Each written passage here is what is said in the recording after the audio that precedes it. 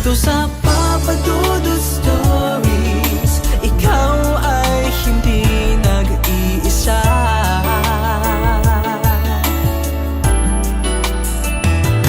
Dito sa Papa Dudut Stories, may nagmamahal sa'yo. Papa Dudut Stories,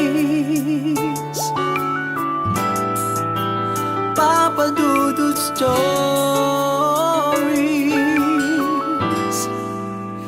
Papa Dudut Stories.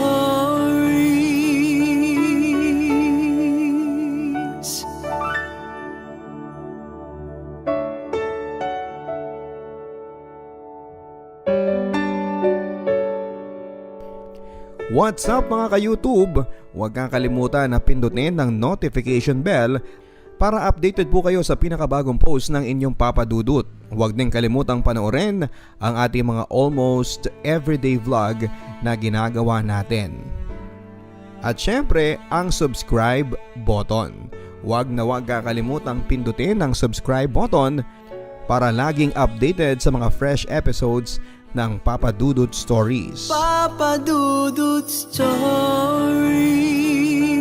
Dear Papa Dudut, kumusta ka at ang mga listeners mo? Hindi ko po akalain na matatagpuan ko ang sarili ko na ginagawa ko ang sulat na ito sa mga oras na ito. Sa madalas kong pamamalagi sa Pilipinas ay napapakinggan ko ang programa mo kapag nagbabiyahe ako at may nagmamanehong driver para sa akin. Susundan pa ito ng pagda-download ng mga tao na kasama ko sa mga lugar na tinutuluyan. At first, I felt na out of character para sa akin na gawin ito. Pero what the heck? Sabi ko nga, you only live once. Pilit kong itinitigil at kinakalimutan ang kagustuhan kong mag-share ng aking storya. Pero sa mga panahon na ito ay totoong parang kailangan ko na ng makakausap. Iniisip ko rin, Papa Dudut, na maaring meron din namang mapupulot na aral mula sa mga pinagdaanan ko. Tawagin niyo po ako sa pangalang Isabel. Bell for short.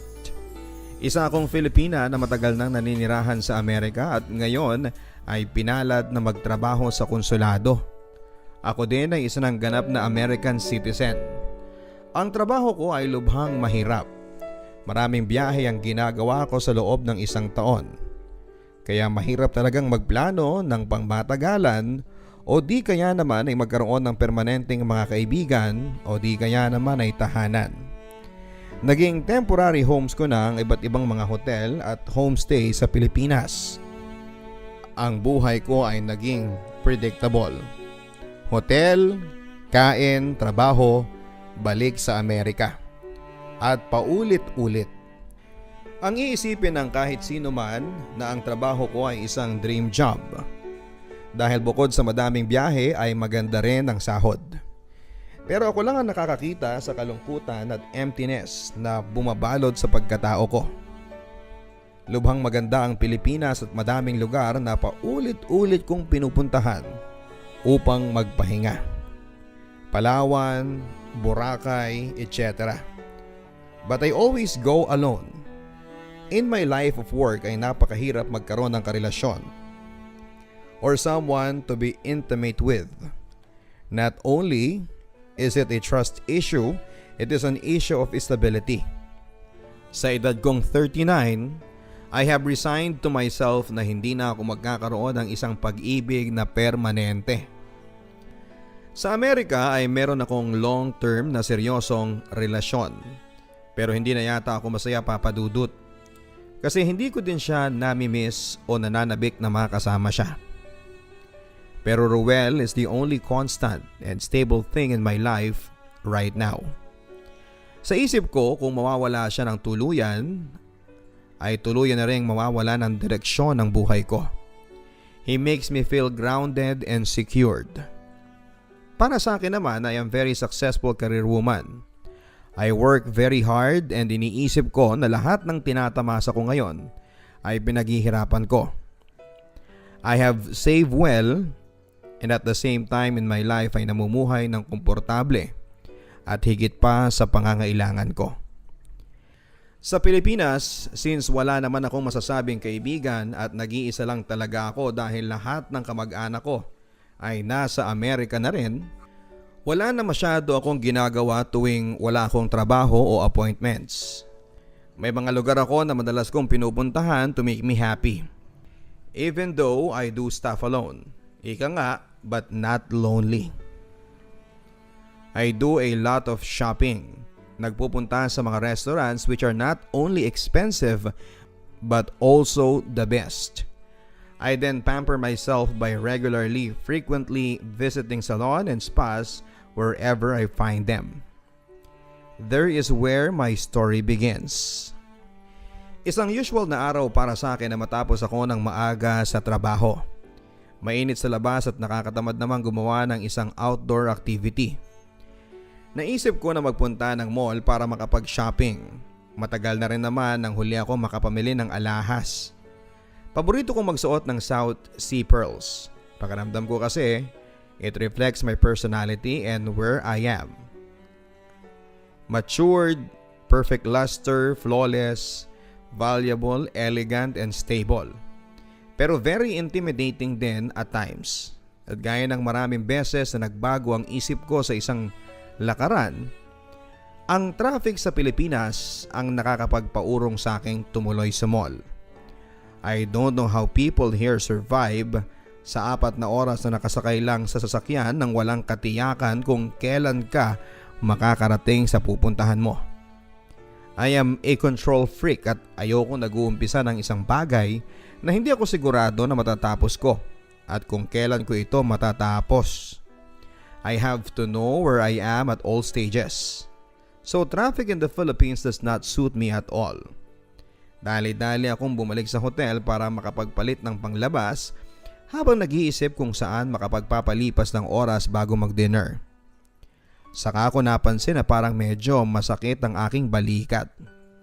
Marahil ay nakuha ko ito sa kulang na 6 na oras na nakasubsob ako sa aking laptop.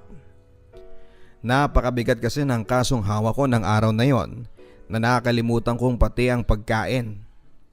Nag-decide ako na dumaan sa spa na paborito kong pinuntahan at magpamasahe kahit 1 oras bago ako dumiretso sa dinner reservations ko ng gabing yon. That way ay masarap ang pamamahinga ko sa aking pag-uwi. Tumawag muna ako sa spa upang makapagpabook ng reservations. Inakala ko na maigi na ang magiging maaga pa ko para hindi naman masayang ang oras ko.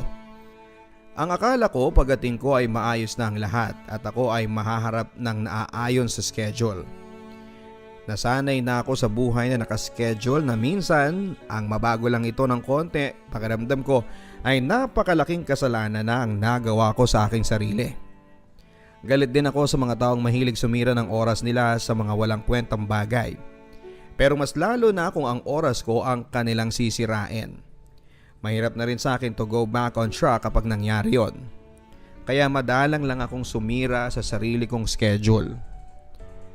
Malapit lang ang spa sa tinutuluyan kong hotel, kaya nagmaneho na lamang ako. I felt that time that I was in control. Kasi tansyado ko ang oras sa pagitan ng biyahe. Pero maling-mali pala. Ang mga sumunod na mga nangyari ay hindi ko iniisip na maaaring mangyari sa akin. Excited akong pumasok sa magandang spa na laging nakapagbibigay sa akin ng relaxation at much needed peace of mind in this crazy life. Pero I was so disappointed na pagdating ko ay halos puno ang waiting lounge. Umikot ang mata ko to get some kind of explanation sa receptionist. Tiyak ko na siya ang nagsabi na okay ang lahat at ako ay maaasikaso. Halatang nawawala na ako ng pasensya dahil tinitingnan ko na ng paulit-ulit ang relo ko.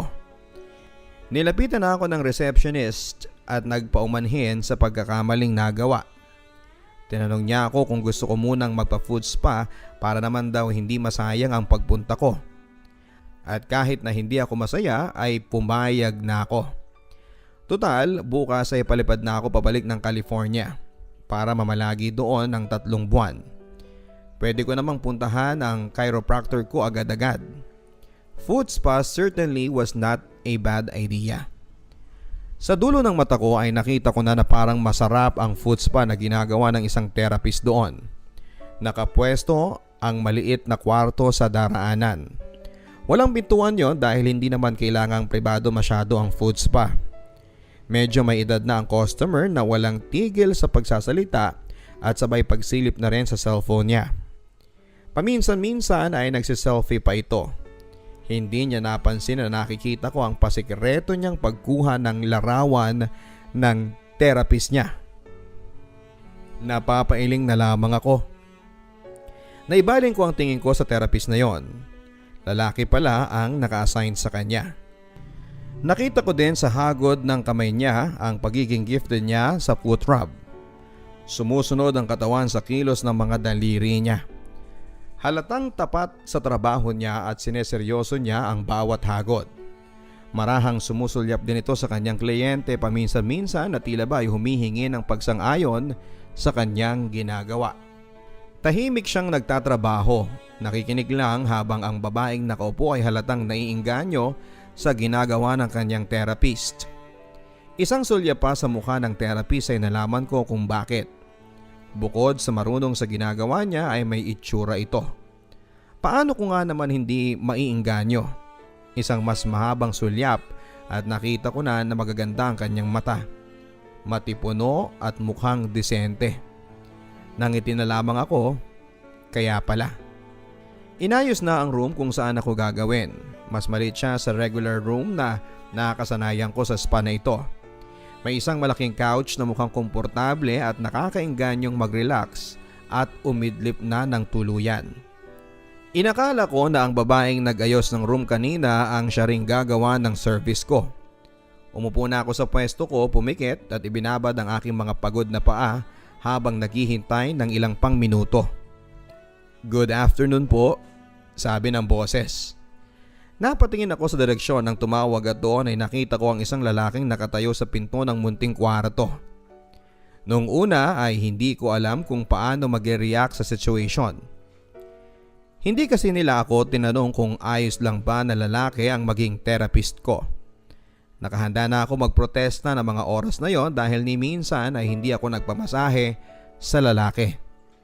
Hindi ko rin maintindihan kung bakit ang isang desenteng babae na kagaya ko ay gugustuhin na lalaki ang magmasahe sa kanya. Para lang may mali at kahit na galing ako sa modern at liberated na bansa, ay may mga bagay na ako na lubhang may limitasyon. It is not that I do not trust the male therapist. Medyo hindi lang komportable na may ibang lalaki na nakakakita sa akin o nakakahawak man lang sa katawan ko at this stage in my life. Medyo hindi na rin kasi ako bata. Though I look young for my age, I feel na nalipasan na rin ako at may mga signs na rin na wear and tear na rin. And this is one of those rules that I have not broken since I have Roel in my life. Nakahanda na akong tumayo at magreklamo nang maanigan ko ang therapist na nagsalita. Ito rin ang lalaking therapist na nakita ko kanina pagpasok ko dito. May dalawang dahilan, Papa Dudut, kung bakit ayaw ko nang magpagawa sa therapist na ito. Una, marahil ay napagod na ito dahil magkasunod kami ng una niyang kliyente. Maaring tabarin na siya at pangalawa ay isa siyang lalaki. Kaya lang ay nakababad na ang mga paa ko ng husto sa tubig. Kaya kahit tumayo ay hindi ko na nagawa pa. Alistong lumapit na ang therapist at nagumpisa nang ayusin ang mga gagamitin niya para sa aking foot scrub na aabutin ang kulang sa 2 oras. Ewan ko why I just resigned to the fact na sayang naman ang oras ko kung aalis na ako dito sa spa na wala man lang nagawa. Mahaba din ang biyahe ko kinabukasan and I needed some kind of relaxation bago bumalik sa Amerika. Tinignan ko ang binatang nasa harapan ko. Iniisip ko na mukhang binata pa siya. Kung titingnan mo ay mukhang may kaya siya. Hindi naman kailangan magtrabaho at may mga magulang pa na inaasahan. Inumpisahan na niya ang kanyang trabaho. Isa ang napansin ko. Seryoso siya sa kanyang trabaho. Mahusay at metikuloso si Inigo. Inigo ang pangalang nakita kong nakasulat sa kanyang uniform. Mahirap makalimutan ang pangalang ito. Dahil sa mga sumunod na buwan ng aking buhay ay magiging malaking bahagi pala ito. Sa maraming spa ay bawal makipagkwentuhan ng therapy sa kliyente. May mga panahon din na hindi maiiwasan dahil ang kliyente ang nag-uumpisa ng conversation. May mga therapist na walang kibo at diretso lang sa trabaho at patangu-tangu na lang hanggang magsawa ang kliyente at tatahimik na lamang. Nang araw na yon, isang tanong lang ang nagawa ko. Hindi ka ba pagod? Tumingala si Inigo sa akin at marahang umiling. Sabay sabi na bas gusto raw niya ang maraming kliyente. Madalas kong titigan si Inigo. Napakaganda ng hugis ng kanyang mukha. Ang mga mata niya ay medyo chinito. Maganda at perpekto ang ilong at labi niya. Pero ang kilay niya ay tila may sariling buhay. Naririnig ko lang ang kanyang tinig kapag tinatanong niya kung okay ba ang ginagawa niya. Wala ba akong reklamo, etc. Sa lahat ay nagsabi ako na everything is okay. Sa mga oras na yon ay nagsasabi ako ng totoo. Magaan ang loob ko sa therapist na ito. Kaya naman nang tanungin niya ako kung taga saan ako ay nasabi ko ito ng walang pag-aalinlangan. I never do that. I broke my rules of confidentiality and privacy for the first time. Natapos ang ginagawa ni Inigo and I feel better after that session. I knew I was extra generous at tip ko sa kanya after his services. Napakaayos kasi niyang magtrabaho. Isa pa ay may mga sinabi siya na tumatak na rin sa isipan ko at napahanga ako sa kanya bilang anak at kapatid. Kinabukasan ay bumiyahe na ako pabalik sa Amerika gaya ng schedule ko. Buhay ay normal kasama si Ruel. Masaya naman ang buhay na di kahon. Kagaya ng dati ay ayos naman ako sa predictable na buhay namin. Wala na ang magic sa aming dalawa. Pero being both mature adults in a stable relationship ay wala naman akong dapat na ireklamo pa. Kabisado na namin ang isa't isa. I trust him very much and I am sure that he is one person I can depend on. Hindi ko tinanggal ang laman ng maleta ko dahil paulit-ulit din naman akong umaalis at bumabalik. Bumalik ako ng Pilipinas mula sa California after 3 months. Sa pagod at haba ng aking biyahe ay nag-decide ako na magpamasahe kaagad pagdating ko sa hotel. Pwede naman kasing magpatawag ng in-house massage therapist kung tamad ka nang magsadya sa spa.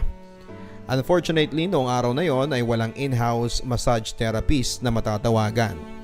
Labag man sa aking kagustuhan ay nagbihis pa ako para magsadya sa spa na aking pinupuntahan. Nakalkula ko na ang oras ng pagpapamasahe. Nagsadya ako papadudod sa huling spa na pinuntahan ko kahit na walang schedule. Nagbabaka sakali lang ako. Hindi naman ako nagkamali dahil kabaligtaran ng huli kong punta ay lubhang tahimik ang spa ng araw na yon. Walang kliyente na naghihintay sa lounge. Ang mga therapist ay makikita mong pabalik-balik sa lobby na tila naghihintay ng kung ano. Sa isang sulok ng reception ay napansin ko na nakatitig sa akin ang pamilyar na mukha ni Inigo. Medyo pumayat siya at parang naiba ang kanyang buhok. Pero yun pa rin ang magiliw at maganda niyang mukha. Kumaway siya sa akin at good afternoon. Kumusta po ma'am? Ang magiliw niya na pagbati.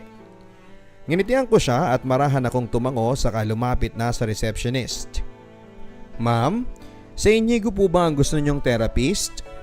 Ang tanging nasabi ko lamang ay, ha. Muli na naman akong hindi nakatanggi kasi nakatingin pa rin si Inigo sa akin direksyon. Kung tatanggi ako ay baka naman ma-offend ito dahil alam niya na nireject ko siya. Mabait naman ang tao and he did not deserve that. Pinapasok na ako roon sa room at pinagbihis na para sa therapy. Sa loob ng kwartong yon ay madilim. Mabango ang kapaligiran. Amoy peppermint at may mahinang musika at ingay na dumadaloy na tubig na nagpapainganyo ng antok. Ilang sandali lang ay dumapa na ako sa kama at sa ilalim ng massage towels.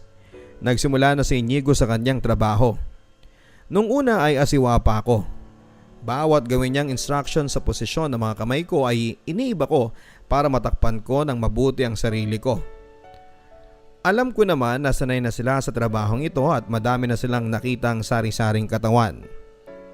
Bumulong siya ng konti and telling me na relax po, baka ma-injure ko kayo.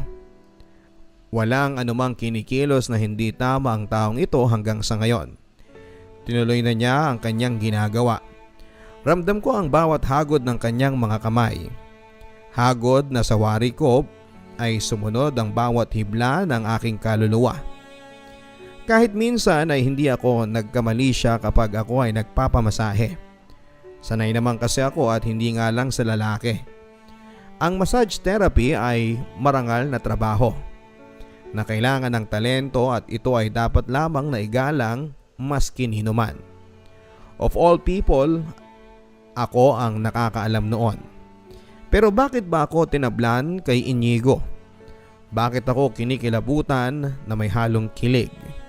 Napakainit ng kanyang kamay, parang nanunuot sa aking kalamnan. Oh my God, ang sabi ko sa sarili ko. Hindi pwede ito. I was instantly aware of the effect he has on me. Natakot ako na magkamali. Maya-maya ay nakita niya ang epekto niya sa akin. Baka naman mali lang ang basa ko sa kinikilos niya. Minabuti kong umpisahan na makipagkwentuhan sa kanya para maputol ang tensyon na yon. Hindi ko alam kung nararamdaman niya ito dahil sinasabihan naman niya ang biglaan kong pagiging madaldal. Ngiti ang sukli niya sa bawat tanong ko at matipid na sagot. Malapit nang matapos ang session namin at malapit na rin akong umidlip. Napaka-relax ng pakiramdam ko ng sandaling yon. Hindi ko alam kung I was half asleep or I was simply not in my right senses nang maramdaman kong may labing dumampi sa aking noo. Akala ko'y hangin lamang ng aircon na may konting mist kaya hindi ko muna idinilat ang aking mga mata. Pero naramdaman ko rin ang init ng hininga. Mabangong hininga. Dumilat ako at hindi ako nagkamali. Hinagkan ako ni Inigo sa aking noo. Babalikwas sana ako pero hinawakan niya ang kamay ko ng mahigpit at hinalikan din ang mga ito. Nanlambot ako at halos matunaw sa magkahalong kilig at pagtataka. Tinapos na niya ang session niya sa akin ng mga oras na yon. Nalilito akong nagbihes. Sa labas ay dinatnang ko si Inigo at inabot niya ang bagong pamphlet ng spa nila na parte ng kanilang trabaho. Akala ko ay iyon ang huli naming pagkikita. Nagmamaneho ako nang hindi ko alam kung paano ako nakarating sa hotel. Umuwi akong nag-iisip, Papa Dudut. Nangyari nga ba ang mga naisip ko o guni-guni ko lang? Si Inigo ay mga 25 years old lamang. Malaki ang agwat ng aming edad. Magkaiba kami at bakit ako? Sa aking pagmamahinga sa hotel na may halo pa ring pagtataka ay pinagmasdan ko ang ibinigay niya na papel. Doon pala ay sinulat niya kanyang cellphone number. Nakatago ito sa maraming letra na tila hindi sigurado kung dapat ba niyang isulat o hindi. Bawal din ito sa patakaran ng spa. To contact the clients. He broke a rule for me. Nalaman ko sa mga sumunod na unang beses pa lamang niya itong ginawa, Papa Dudut. Marami sa mga sumunod na pangyayari sa aming buhay ay hindi pa niya ginagawa sa tanang buhay niya. Ganon din naman ako. Hindi ako matahimik sa nangyaring ito. Pilit kong tinatanggal sa isipan ko. Pero kahit na nakailang shot na ako ng paborito kong tequila sa hotel, ay hindi ko maalis sa isipan ko yon. Naghalong kilig at pagtataka ang naramdaman ko. Pilit kong iniisip na baka sign of appreciation lamang kaya. Pero hindi eh. Iba ang ginawa niyang ito. Bilang isang trained na abogado ay kailangan kong malaman ang buong kwento. Hinanap ko ang cellphone ko at ang maliit na papel kung saan ay nakasulat ang numero. Wala akong lakas ng loob na tumawag kaya minabuti ko na lamang na mag-text sa kanya. Eto ba si Inigo? Ako si Isabel? Ilang minutong katahimikan saka ko nabasa ang katagang I'm sorry po sa aking cellphone. Madaming linggo ang nagdaan magbuhat ng mangyari ito, Papa Dudut. Hindi na rin ako bumalik sa spa na yon, pero hindi ibig sabihin na hindi na kami nagkita pa ni Inigo. Isang gabi na hindi ko inaasahan ay nakatanggap ako ng message sa aking cellphone galing kay Inigo. Samahan mo ko sa pa-check up ko please. Sinisikmura ako parang hindi ko nakakayanin, ang sabi sa message. Sa totoo lang ay nagulat ako na ako ang naisipan niyang kontakin. Pero nang ibabaw sa akin ang pagprotekta ko sa pagkatao ko. Kaya naman minabuti ko na mag-suggest na magpapunta siya ng kapatid niya. Para naman hindi niya isipin lubusan na hindi ko siya pinansin ay nagsabi ako na sasama din ako. Inisip ko na wala naman sigurong magiging issue kung tatlo kaming magkakasama. Nagtataka din ako sa sarili ko kung bakit concerned ako sa kanyang kalagayan. Pero gusto ko talaga siyang samahan para makapagpatingin sa doktor. Lumipas ang ilang oras ay tinawagan ako ng kapatid ni Inigo, si Janine.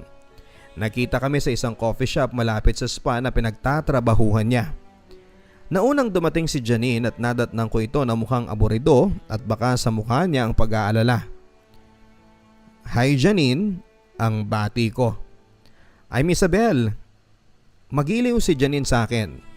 Mas matanda siya ng konti kay Inigo pero bakas ko na malawak na ang naging karanasan niya sa buhay. May asawa at mga anak na kasi siya, so madami na ring paghuhugutan. Sabi niya ay madaming mabubuting bagay daw ang naikwento ni Inigo tungkol sa akin. Sa bagay ay isang beses na ring pinilit ako ni Inigo na makilala ang kapatid niya na si Janine. Hindi ko alam kung bakit, pero ang sabi niya ay gusto raw niya na makilala ko siya ng lubusan. Nairaos ang pagpapacheck up ni Inigo. Dumiretso ang magkakapatid sa tinutuluyan ni Inigo para makapagpahinga na. Nabanggit nila na ilang araw na lang pala at kaarawan na ni Inigo. Alam kong gusto niya akong yayain para kumain sa labas. Pero nataon naman na kailangan kong magpunta sa vegan para may daluhan na importanteng okasyon na parte ng trabaho ko. Dumating ang birthday ni Inigo noon. Maaga ako sa pupuntahan kong appointment sa isang kilalang restaurant sa vegan. Pero mas may maaga akong natanggap na message sa cellphone ko. "Good morning. Birthday ko at hindi ako papasok ngayon." Nangiti ako. "Happy birthday. Enjoy." Ang sagot ko na ilang beses ko ding tinype at binura at tinype ko uli. Isang emoticon na smiley ang sinagot niya. Tanghali lang ay tapos na ang appointment ko. Hindi ko alam kung ano ang pumasok sa isipan ko pero gusto ko na kaagad na makabalik ng Maynila. Gusto ko yatang sorpresahin si Inigo kahit magpakita lang ako saglit. Lingid sa kanyang kaalaman ay tinawagan ko si Janine. Gusto ko kaming tatlo ang mag-celebrate ng birthday ni Inigo. Natuwa naman si Janine sa plano ko. Inisip ko na maghanda ng pagkain sa apartment na nirerentahan nila. At dahil sa medyo gahol sa oras ay nagmamadali na kaming bumiyahe pabalik. Matindi ang traffic na pinagdaanan namin. Hindi ko maintindihan kung bakit sabay-sabay na nag-road repair ang mga dinadaanan namin. Takip silim na noong nasa NLEX pa lamang kami. Hi, baka gumawa na ng plano yon at umalis na kinagabihan.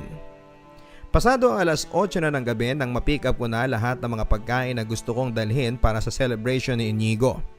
Napakabilis kong plinano ang lahat mula sa utensils, food, drinks and cake. Si Janine naman ay nagsabi sa akin na magsasama pa siya ng isang kapatid at pinsan na malapit kay Inigo para mas lalo itong ma-surprise.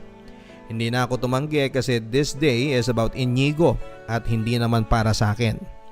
Nagtataka din ako kung bakit excited akong makita ang reaksyon ni Inigo. Nag-text muna si Janine kay Inigo para matiyak na nasa bahay lang. Nandun nga lang daw at medyo nag-shot ng konti to celebrate his birthday. Dali-dali kaming umakyat at pigil hininga kami pero lahat kami ay sobrang excited. Naunang kumatok si Janine. Si Inigo mismo ang nagbukas ng pintuan ng tinitirhan niya. Sumilip muna siya sa malit na pagbukas ng pintuan. Tumambad sa kanya ang grupo namin na bitbit lahat ng birthday surprise na hawak namin. Sa loob ng kwarto ni Inigo ay nailagay namin ang pagkain at kanyang handa. Kinantahan namin ng happy birthday. Nang pag-blow na ng candle ay napansin kong medyo naluluha na siya. Nilingon ko din si Janine at siya man ay medyo naluluha. May halong pagtataka ako sa mga nakita ko. Sinagot ni Inigo ang mga nagtatanong kong tingin. Ngayon lang yata na i-celebrate ang birthday ko ng medyo maayos. Bawat titig sa akin ni Inigo ay may halong pagkamangha at pasasalamat. Hindi ko alam kung tama ang interpretasyon ko, pero wari ko ay napakaligaya niya ng gabing yon. Uminom kami ng konti sa munting salo-salo na yon.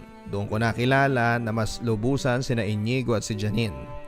Sa gitna ng kasayahan ay nakapagsalita si Inigo. Salamat at sobrang saya ko ngayon. Hindi mo lang alam. Sinabi niya para sa effort na ginawa ng lahat. Masyado siyang maligaya ngayon. Hindi ko alam kung nakadagdag na ako ang nagpasimuno pero parang sa isip ko ay iyon din ang dahilan. Noon ko na-realize na may tama na yata ako sa taong ito. Hindi pa doon natapos ang celebration ng kanyang birthday, Papa Dudut. Bago kami nagkahiwalay ng gabing yon ay in-invite niya ako sa kanilang tahanan para daw makilala ang pamilya niya, lalo na ang kanyang mama. Kahit may kalayuan ang biyahe ay hindi ko nahindian ang kanyang paanyaya. At dahil ayaw ko ding ipaalam sa aking driver ang pagsama ko na ito, ako na mismo ang nagmaneho kasama sina Janine na nakitulog na muna kay Inigo ng gabing yon. Mahirap-hirap ang biyahe papunta sa tahanan ni na Inigo. Kung tutuusin ay malapit lamang ito pero dahil sa dami ng kalsadang hindi magamit at lubak-lubak, sobrang traffic ang inabot namin. I have never driven in such bad conditions of traffic na iniisip ko tuloy na ako ay napasubo. Ilang beses din akong tinanong ni Inigo kung ayos lang ako. Sabi ni Inigo ay marunong daw siyang magmaneho. Pero matagal na yon at baka nakalimutan na niya. Pero pabiro niyang nasabi na, hayaan mo, magpa-practice ako para sa iyo. Pero aaminin ko na may kung anong kiliti ang naidulot ng mga katagang sinabi niya.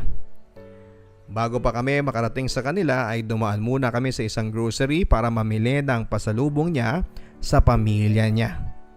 May mga kapatid at pamangkin siya na nakatira din sa kanila. Mabusisi niyang tinignan ang pinamili kung lahat ay merong pasalubong. Bumili din kami ng pizza na pagsasaluhan ng pamilya sa aming pagdating. Hindi ako sigurado kung paano kumilos sa mga ganitong pagkakataon. Matagal na rin ako sa estado kong ito at madaming bagay ang hindi ako sanay na ginagawa. Sa Amerika, you do not expect to be treated special or any differently. Pero sa Pilipinas ay ibang-iba. Napakabait ng pamilya ni Inigo, lalong-lalo na ang kanyang ina.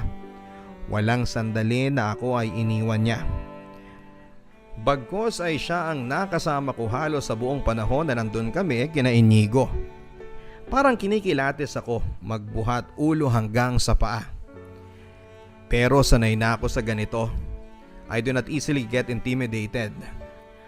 Sa bandang huli ay kasama na din namin ng mama ni Inigo ang ama niya na nagbibidahan. Nalaman ko na madalang makauwi si Inigo sa kanila. Dinescribe ng lahat si Inigo bilang bad boy image, maala Robin Padilla. Astig at hindi mo kakikitaan ng emosyon. Sabi ng tatay ni Inigo sa lahat ng magkakapatid siya ang buo at malakas ang loob. Hindi nakapagtapos ng pag-aaral si Inigo. Hindi kaya ng payak nilang pamumuhay ang makapagtapos ng kolehiyo kahit isa man lang sa magkakapatid. Pero disente silang kumilos at manalita. Bagay na iniisip ko ay dahil sa pagpapalaki ng kanilang mga magulang. Bago kami umalis ay naibulong sa akin ni Inigo na gusto raw ako ng mga magulang niya. Gusto? Tanong ko.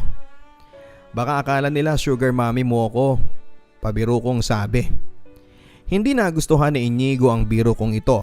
Nakita kong kumilo sa mga kilay niya at medyo pasuplado akong tinignan. Yon ang unang beses na kinakitaan ko si Inigo ng ganong reaksyon. Masigasig akong tinatawagan at dinadalaw ni Inigo halos araw-araw. Kahit lubhang napaka-busy ko ay hindi ko nakakayanang tumanggi sa kanya. Lumalabas kami madalas at masasabi kong we are having a blast sa aming newfound friendship. Nag-decide ako na tulungan ko siya sa abot ng aking makakaya bilang nagmamalasakit. May sakit ang kanyang ina at sinubukan kong tumulong dito, bagay na nakapagpalapit lalo kay Inigo sa akin. Dahil sa wari ko ay mahal na mahal niya ang kanyang ina. Ingat na ingat ako sa pagtulong sa kanya dahil ayaw kong mabansagan akong sugar mommy niya. Kahit sa isip ko ay wala sa karakter ni Inigo ito. Nagdaan ang mga araw at lalo pang nahulog ang loob ko kay Inigo. Pero hanggang sa puntong yon ay walang pangalan ang aming relasyon. Ganoon pa man ay nagkaroon na kami ng pananagutan sa isa't isa. May pagsiselos na nagaganap. Meron na rin kami mga bagay na hindi namin parehong malilimutan, kagaya ng pagtuturo ko sa kanya ng pagmamaneho at turuan siyang magsalita ng disenteng Ingles. Tinuruan ko din siya kung paano magbihis ng disente upang makaharap sa mga taong nasa alta sosyedad. At bilang sukli niya ay ipinakilala niya ako sa mundo niya. Lahat ng pamilya niya at maging ang mga malalapit sa kanyang kaibigan ay ipinakilala niya ako. Sa buong panahon na ito ay lahat ay maayos. Mas madalas din siyang umuwi sa kung saan ako tumutuloy. Parang hindi siya asiwa sa aming sitwasyon. Ako ang madalas na umuurong sa isang lakad o lugar kung saan ay madami ang makakakita sa amin na magkasama. Sa unang 2 buwan ng relasyon namin na walang pangalan ay walang naging problema. Hanggang naisip ko na yayain siya na mag out of town papunta sa Palawan. Hindi kagaya ng dati ay matagal niyang pinag-isipan ito at nagsabing magpapaalam muna ako kay Jen. Yun lang at nagsabi ako na wala na akong ganang magbakasyon. Ang relasyon namin ay napapalibot ng madaming rules. Karamihan ay flexible naman at masasagupan naming dalawa. Pero may isang rule din si Inigo na hindi negotiable. Nung una ay tanggap ko ito pero nang lumaon ay nahihirapan na ako. May GF din si Inigo, si Jen. First serious GF niya. 2 taong mahigit na. Mahal na mahal ni Inigo si Jen at nakikita ko yon at hindi naman niya ito itinatanggi.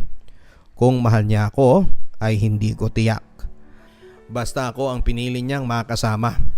Ang sabi lang niya ay ngayon lang siya nagloko kay Jen and he feels very guilty about it. Ang tiyak ko ay mahal ko din siya. May comment siya sa akin kung ito ay dahil sa pagmamahal ay hindi ko tiyak. Wala naman ako masasabi sa kanya. Mas madalas na kasi ako ang nakakasama ni Inigo ngayon. Umikot na ang mundo namin sa isa't isa. Halos ay kasama ko siya araw-araw. Lagi na rin niya akong nasa bahay nila kasama ang pamilya niya at tanggap nila kung ano ang meron sa amin. Because of this ay nagsimula na akong magkaroon ng matitinding competition with Jen. Dahil sa inakala ko na may karapatan na ako. Sa tuwing aabot sa puntong pinapapili ko siya ay nakikiusap siya na huwag kong hingin na mamili siya o iwan niya si Jen. Kung wala lang daw si Jen o Roel ay wala na kami dapat pag-isipan. Batid daw niya na magkaiba kami at pwede ko siyang bastang iwanan. Hindi ko din naman daw siya pipiliin kung ako naman ang hingan niya nito. Mahabang 3 buwan din na itinago ni Inigo kay Jen ang nangyayari. Aaminin ko na mas gusto ko na wala na lang Jen. Pero kung hindi kakayanin ni Inigo ay kaya ko namang magparaya. Ayaw ko siyang masaktan. At this point ay minabuti ko na siyang pahintuin sa pagpasok niya sa spa dahil madami na ring nakakaalam sa nangyayari sa amin. Hindi magtatagal ay matatanggal din siya sa trabaho dahil sa bawal ang nangyayari na yon at nagawa niya. Hiningi ko sa kanya na ipagpatuloy niya ang pag-aaral niya. Gusto ko kasing magkaroon siya ng magandang kinabukasan. Pumayag naman siya at sa isip ko ay mas makakabuti naman ito para sa kanya. Masaya ang lahat at nakita kong nagbago sa mata ko si Inigo. Nagkaroon siya ng pambihirang lakas ng loob at confidence sa sarili niya. Pero may mga rules pa rin kaming kailangang sundin sa aming dalawa. Hindi kami nagsasabay sa anumang lakaran. Medyo nag-iingat din kasi ako na may makakita sa amin. Hindi ko kinakahiya si Inigo. Nahihiya lang ako na mas matanda ako sa kanya. I also want to protect the sanctity ng opisinang pinagtatrabahuhan ko. Ganito kami sa loob ng maraming buwan. Namalagi muna ako sa Pilipinas upang magpahinga at masamahan ko din si Inigo. It is at this point ng samahan namin na gusto ko nang malaman kung ano ang meron sa amin. I know at this age na hindi na ako dapat nag-aasta na para ba akong bata na kailangan ng label ng aming samahan. Pero sa isang control freak na katulad ko, mahalaga sa akin na alam ko ang boundaries ko para makakilos ng nasa ayon. Isang araw ay nilakasan ko ang loob ko. Inigo is not a show type of person. What you see is what you get. Pero makikita mo na malinis ang intensyon niya sa'yo. Yun nga lang dahil astig, there will be things na huwag mo nang hintaying pag-usapan ninyo. Dahil wala kang makukuhang sagot. Inigo, panimula ko na medyo may pag-aalinlangan. Pwede ko bang malaman kung ano ang nakikita mo kapag tinitingnan mo ako? Alam kong medyo kakaiba ang tinanong ko sa kanya. Natatakot ako na humingi pa siya ng paliwanag o hindi ako sagutin gaya ng inaasahan ko. Pero nanatili siya sa kinakaupuan niya at sinabi niyang isang maasikaso at mapagmahal na girlfriend. Para sa isang tao na mausisa at sigurista na katulad ko ay hindi sapat ang hindi malinaw. Kaya naman nilakasan ko ang loob ko. Tayo ba o hindi? Isang siguradong tugon ang sinabi niya sa akin. Tayo. Mahal kita. Hindi ko alam kung hindi mo ito nararamdaman. Sana makita mo ang effort na ipinapakita ko sa iyo araw-araw. Nandito na nga ako sa iyo eh. Umpisa pa lang ay alam mo na matipid ako sa salita dahil ako ito. Sabi niyo nga astig ako eh. Pero kung hindi mo pa nakikita ang pinaparamdam ko, sana naman ay isang araw ay ma-realize mo din ang mga bagay na hindi ko kayang sabihin. Sa paglilinaw namin ng estado ng relasyon namin ay medyo nawala ang agam-agam ko na isang sugar mommy ang tingin niya sa akin. Sa totoo lang ni minsan ay hindi ko siya kinakitaan ng kung anumang pagkaasiwa sa edad namin. Kung meron man, ang sabi niya ay gaya din ng ordinaryong babae, tinotopak din daw ako. Hindi naman daw siya basta-basta napipikuan sa ganito.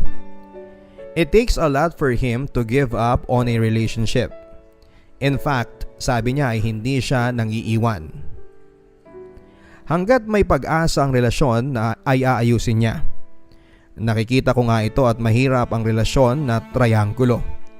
Laging merong masasaktan at mahihirapan. May panahong masaya, may panahon na ubod ng lungkot, sakit at hirap. Marahil ay matira na lamang ang matibay. Patuloy ang aming pagsasama ni Inigo. Madami kaming masasayang panahon as we enjoy the same things tulad ng basketball, chess at etc. Kung kami lang papadudod ay wala talaga kaming pag-aawayan. Mahal na rin ako ng pamilya niya kaya lalong lumalim ang relasyon namin. Regular na kaming bumibisita sa kanila at ito ay laging isang masayang panahon.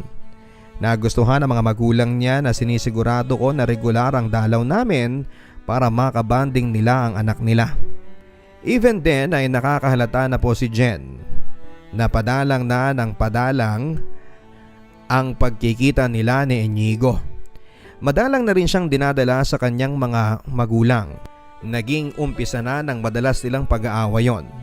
At tuwing nagwawala si Jen, walang abog-abog na aalis si Inigo. Isang tawag lang kapag pakiramdam niyang nawawala na sa sarili si Jen ay magpapaalam na ito para ayusin niya si Jen. Kung ako ang masusunod ay hindi ko siya papayagan pero wala akong magagawa. Kagaya ng sinasabi ni Inigo hanggat kaya niyang isalba ang relasyon nila ay gagawin niya. Minsan ay iniisip ko din na paano kung ako naman ang mag-demand. Ang sabi ni Inigo sa akin ay nasa iyo na ako. Wala ka na dapat ipag-alala pa. Wala siyang alam, mas maigi ang kalagayan mo sa kanya. Lahat ng taong importante sa akin, alam ang tungkol sa atin dahil hindi naman kita tinatago. Kaya sana naman ay magtiwala ka na walang magbabago kahit na umalis man ako sa tabi mo o mawala sandali.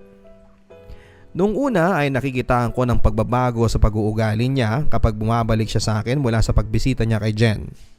Parang lumalamig o imagination ko lang ang lahat. Hindi ko na malaman. Parang na-paranoid na ako sa mga pangyayari.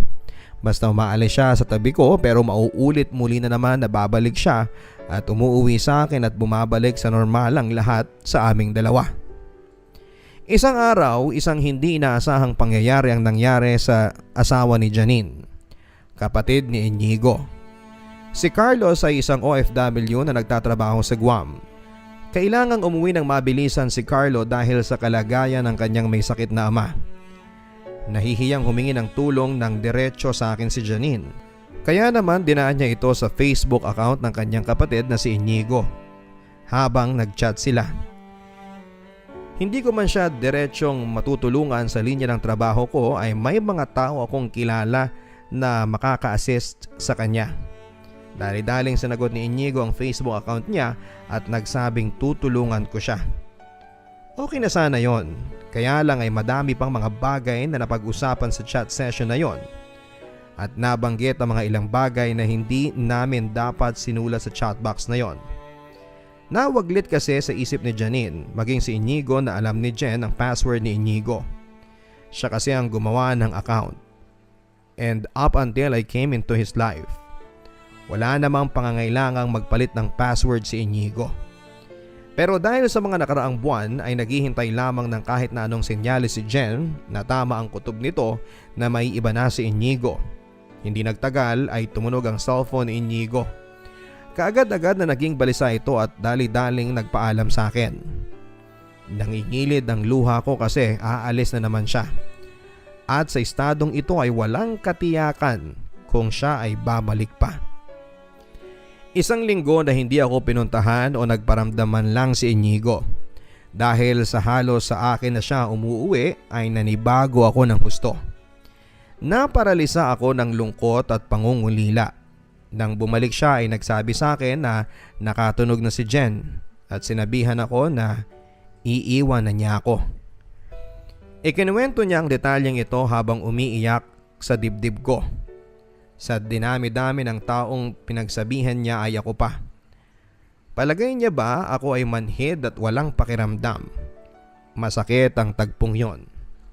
Sa loob ng isang linggong ito ay parang nagdilim ang mundo ko. Pilit kong pinapaandar ang kalmante at rasyonal na pagkatao ko. Sa halip ay naging tipikal ako na babae na nagsiselos para sa taong mahal niya. Minsan ko nang hiningi na mamili na siya. Hindi niya daw maiiwanan si Jen. Nag-decide ako na ako na lang ang lalayo. Pero ang sabi niya ay hindi rin niya ako kayang mawala. Ang sabi ni Inigo ay hindi daw magtutugma ang mundo namin anuman ang gawin namin. Pangarap lang daw niya ako at isang araw ay magigising siya na nananaginip lamang siya dahil hindi ko naman siya kayang panagutan. Awang-awa ako kay Inigo, Papa Dudut. He lived a double life for a while. Naging mabuting karelasyon naman siya sa amin ni Jen sa mga panahong kasama namin siya. Hindi siya yung tipo ng lalaki na playboy lang kaya parehong seryosong relasyon ang meron siya. Walang pastime etc. Hindi laro sa kanya kaya nahihirapan siya. Isa lang naman ang puso ng tao at hindi dapat dalawa ang laman nito. Kapag pupunta siya sa kanya ay hinuhubad niya ang lahat ng magarang kasuotan na nakasanayan na niya na galing sa akin. Hindi rin siya gumagamit ng sasakyan ko. Ang sabi niya ay hindi tama na gamitin niya kahit na anong nanggaling sa akin kapag nagpupunta siya kay Jen. Titiisin niya ang init at hirap. Wala lang kaming parehong masabi. Kahit may sakit siya ay pupuntahan niya siya para lang tumupad ito sa usapan. Pupuntahan niya ako miski pa nasa bingit na rin siya ng kamatayan. Alam ko lahat ng nangyari sa aming tatlo, kung paanong may iba na si Inigo. Umaga pa lang ay nababalot na ng kasinungalingan si Inigo. Minsan makikita ko siyang nakatulala, malalim ang iniisip at hindi siya marunong bumitaw kapag nagmamahal siya. Si Jen ang bukod tanging walang alam. Ang sabi ni Inigo ay mas mabuti raw ang kinakatayuan ko dahil wala siyang naitago sa akin at lahat ay napag-uusapan namin. Pero sa pananaw ko ay pareho lang ang situation namin ni Jen, walang madali. Ang sabi ni Inigo ay hindi daw magtutugma ang mundo namin anuman ang gawin namin. Pangarap lang daw niya ako at isang araw ay magigising siya na nananaginip lamang siya dahil hindi ko naman siya kayang panagutan. Mahirap lunukin Papa Dudut pero tama ang sinabi ni Inigo. Mahal ko siya pero hindi ko siya kayang ipaglaban. Madaming kadahilanan. Mostly kung ano ang sasabihin ng mundo. We are incompatible at malayo ang aming agwat sa madaming bagay. Alam ko na mahal ko siya pero is it enough? Hindi ko ito masasagot. I only make calculated risk at sa amin ni Inigo ay mas madami ang masasaktan kesa sa hindi. Kaya ginamit ko na ang matalino kong isip para mag-decide.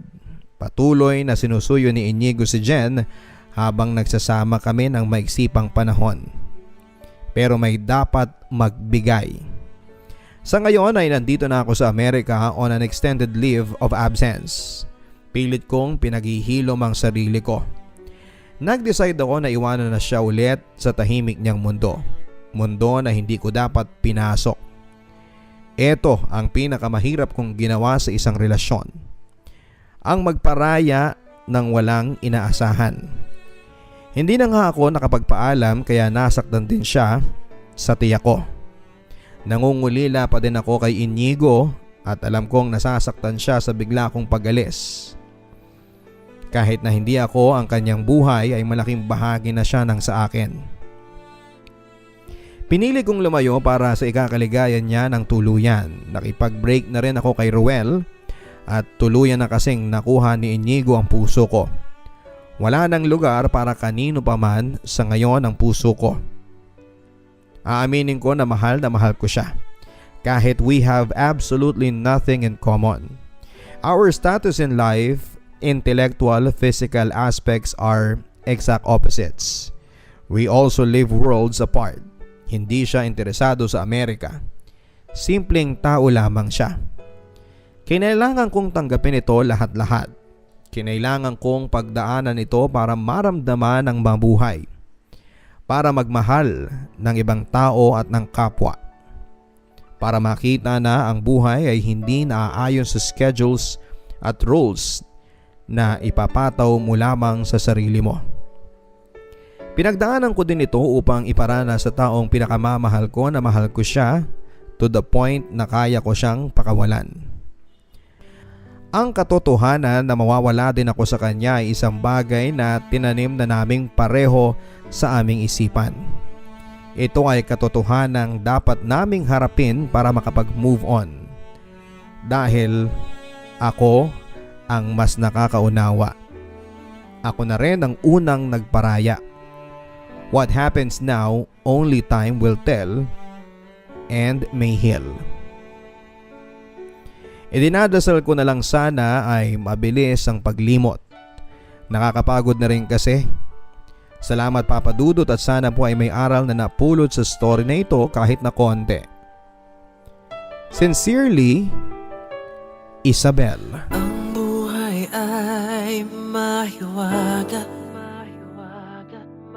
Laging may lungkot at saya. Sa Papa Dudut Stories, laging may karamay ka.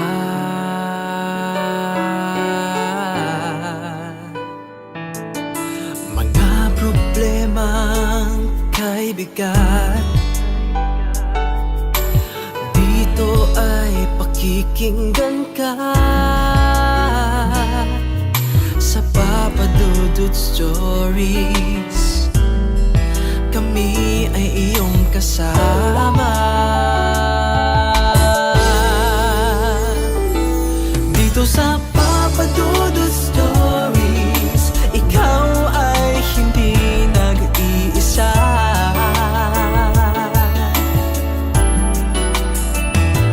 Dito sa Papa Dudut